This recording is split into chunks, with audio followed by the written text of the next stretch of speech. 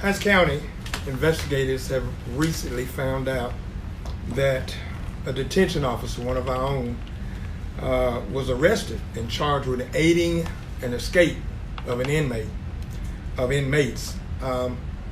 As you all know, we had disturbances Friday and Saturday of this past week.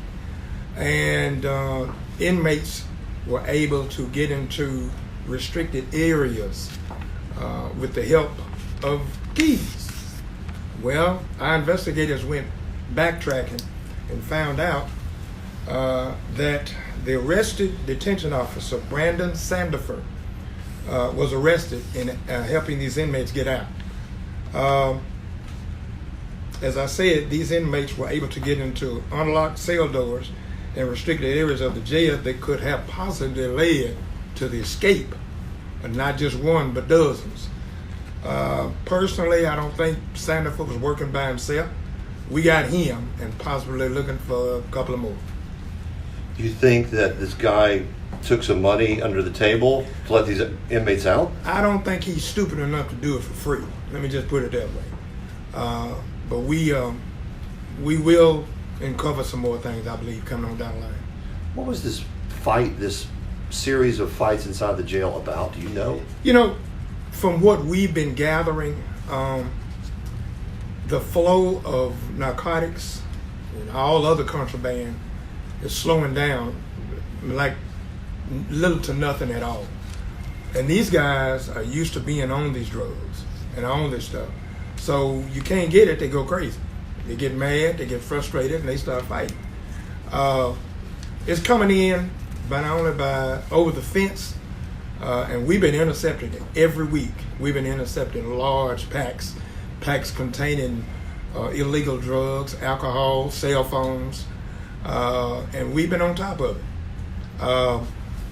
So I think at this point, I know at this point, they're just mad, and we're gonna keep doing it. Was it a gang fight between vice lords and gangster disciples? I wouldn't say a gang fight. I have vice lords and gangsters in the pods together, but I think this was more or less contraband. You know, I have some inmates that have drugs, and those that don't, and the ones that don't are mad at the ones that have them, and they start beating on each other. You know they had the drugs inside the jail. What can you do to go take them away from them? That's a good question. Any jail in this state has that same problem. Any prison in this country has that same problem. So the only thing you can try to do is stay on top of it. You'll never alleviate the problem. Have you received a contempt order from the Department of Justice regarding the consent decree regarding improving the security of the jail? I have not. Okay. I have not. I expect a visit from the judge who wants to see for himself where we are at this point. But I have not. What steps have you taken to try to increase or improve the security at that facility? Well, you know, I'm glad you asked me that. One step, one measure is we have installed these new locks. And these locks, county's paying for them. But they're going on all the pods. They run about $3,000. So this is one step we're taking right now. And I appreciate that fact, but we still got a long way to go. Do you have guys popping locks still, or are they basically just doing the keys approach?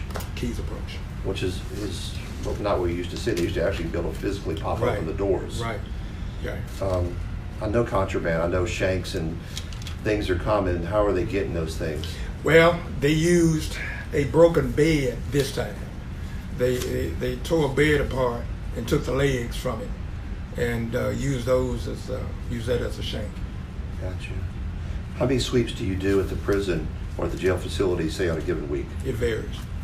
It varies. We may do one right now while I'm talking to you, but we've been on top of them lately. They've been very aggressive. So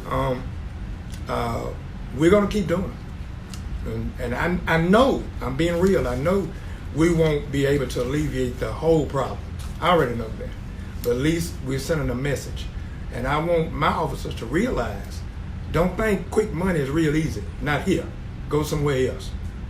Because if I have to, I'll lock all of you if you're taking money from these guys. How are these guys getting money in the jail to offer money to the prisons? They have To the commissary. inmates? I mean, they gamble in there. They have commissary, and there's some that make some money. They make them.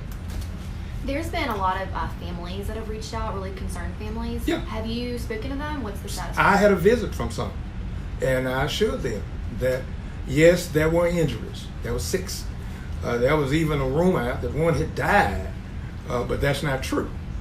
So yeah, I had one's mom came to see them, and we're fine. In fact, I spoke with her today. Talk about the importance of, reassuring family members and loved ones that, y'all are trying to keep this a safe place. I want them to understand one thing. This is jail.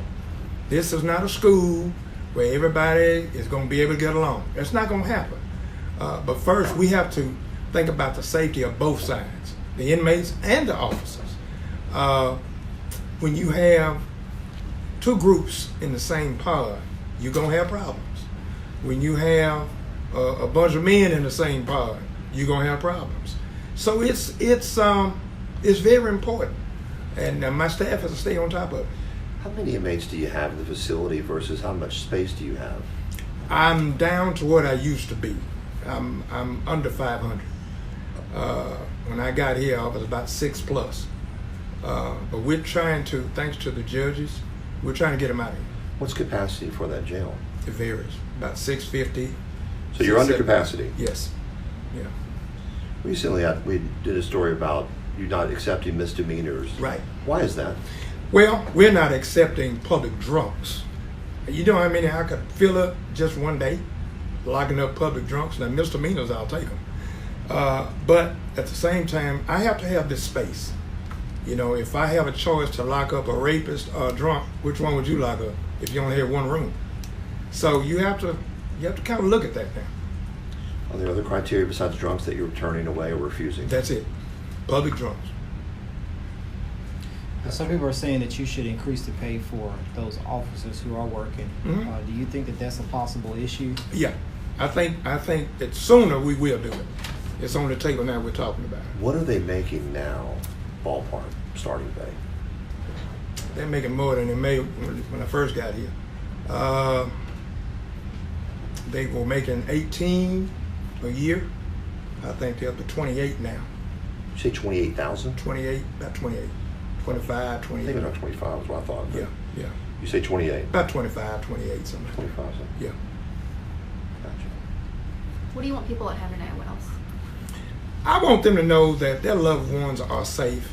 We're going to do all we can, seriously, to protect them as well as us.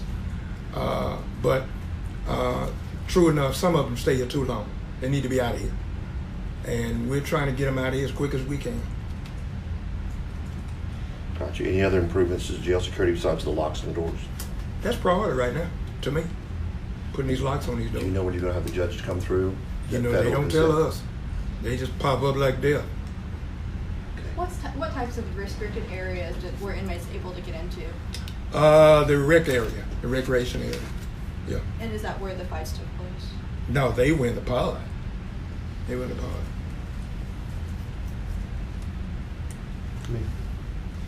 Thanks, Sharon. Yeah.